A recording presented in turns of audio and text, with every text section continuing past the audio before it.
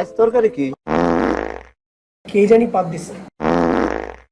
তার নাম কি? আমি তোমাদের হিরো আলম। এত গ্যাস্ট্রি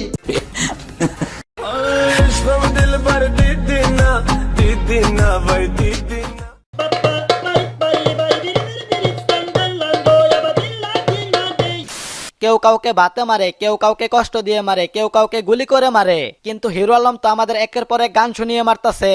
যা ওই গ্যাস্ট্রিকের রোগীটার শিক্ষা দেয়। তবে তার জন্য আপনাকে আমাদের সাথে লাগবে। বা সুরে খেপায় দিল।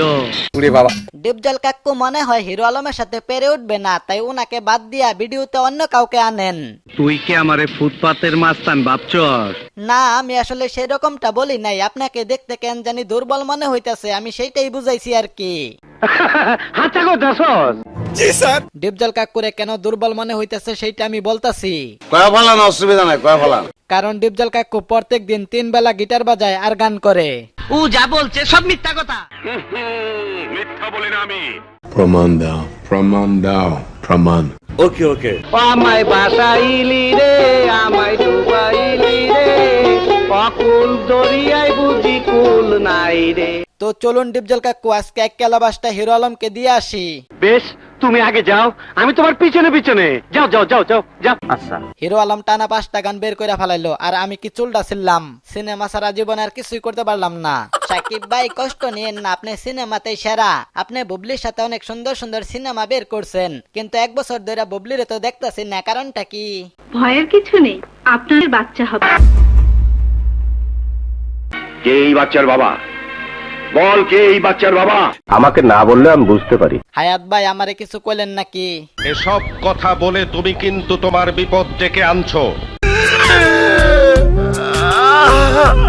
নাটক করা হচ্ছে। হিরো আলম কি শিল্পী রে ভাই, প্রত্যেক দিন একটা করে গান বের করে। এইভাবে চলতে থাকলে তো সে বিশ্বের সব থেকে বেশি গান প্রডিউসার রেকর্ড ভাঙবে। হিংসা করে আমাকে যে আমি পারি তারা পারে না। হিরো আলম যত বেশি গান বের করবে ততই আমার জন্য উপকার। কেন? কারণ এখন আর আমার গার্লফ্রেন্ডকে হাত দিয়ে মারতে হয় না, বন্ধ করে আটকে হিরো আলমের গানটা চালিয়ে দেই। ঘরটা কি রকম আমাদের একটু বলেন তো? ঘরটা ঠিক এই রকম, যার কোনো হিরো আলমের গানের একটা অংশ আমার খুব ভালো লাগছে। উনি গান গাওয়ার সময় হাতের যে জাকুনি মারে, 1971 সালে মুক্তিযুদ্ধের সময় মেশিন গানও মনে হয় এতটা জাকুনি মারে নাই। আরে ভাই, জাকুনি কি এমনি এমনি মারে নাকি? হিরো আলমের পেটে প্রচুর গুড়াকির্মি, যখন ওই গুড়াকির্মি গুলা কামড় মারে তখন ওই তিনি দুঃখে কষ্টে ব্যথায় হাত জাকুনি মারে। ও আচ্ছা, আয়ুব বাচ্চু এন্ডু কিশোর বেঁচে থাকলে আজকে হিরো আলমের পেটের কৃমি নিয়েও একটা গান বের করতো। আমাদের হিরো আলম ভাইয়ের কণ্ঠটা এতটাই ভালো যে, এতটাই ইউনিক যে অটো টিউন লাগিয়েও ওনার গানের কোনো পরিবর্তন করা যায় না। হিরো আলমের ইউনিক কণ্ঠের গান শুনে মানুষের হৃদয় কেঁপে উঠে, কিন্তু আমার কেঁপে উঠে দুইটা বিচি। আরে ডিপজল কাকু, আমার মতো আপনারও এই সমস্যা হয় নাকি? তা আপনার এই সমস্যাটা হইতাছে কতদিন ধরে? প্রায় 2 মাস। ও তাইলে এই বিচি কাপা অত্যাচার থেকে বাঁচার জন্য হিরো আলমকে কিছু একটা করা লাগবো। ওর কলে টিপজন লাগবো। শুধু টিপ না, হিরো আলমকে সিল মাইরা দিতে হইব। তোরা আমারে যত খারাপ ভাবিস, আমি আবার তত খারাপ না। যাই হোক ভাই, আমার মাথায় একটা বুদ্ধি আইছে। 2021 সালে হিরো আলমের গান বাজিয়ে পদ্মা সেতু উদ্বোধন করলে কেমন হবে? বাইরে গানের যদি জীবন থাকতো তাহলে সে এতদিনে হিরো আলমকে মেরে ফেলতো। গান বেচারা বুবা জিনিস, কথা বলতে পারে না, তাই হিরো আলম যে মুখ দিয়ে পারতাছে সেই মুখ দিয়ে তাকে বের করে দিচ্ছে। বুঝো না এই ব্যাপারটা?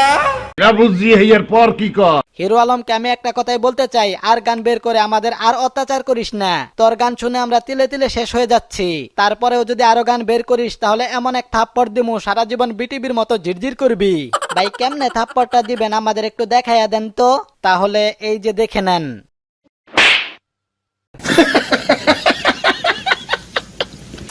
তো আজকের মতো এই পর্যন্তই। ভিডিওটি বানানো হয়েছে শুধুমাত্র মজা করার জন্য, তাই সবাই বিনোদন হিসেবে গ্রহণ করবেন।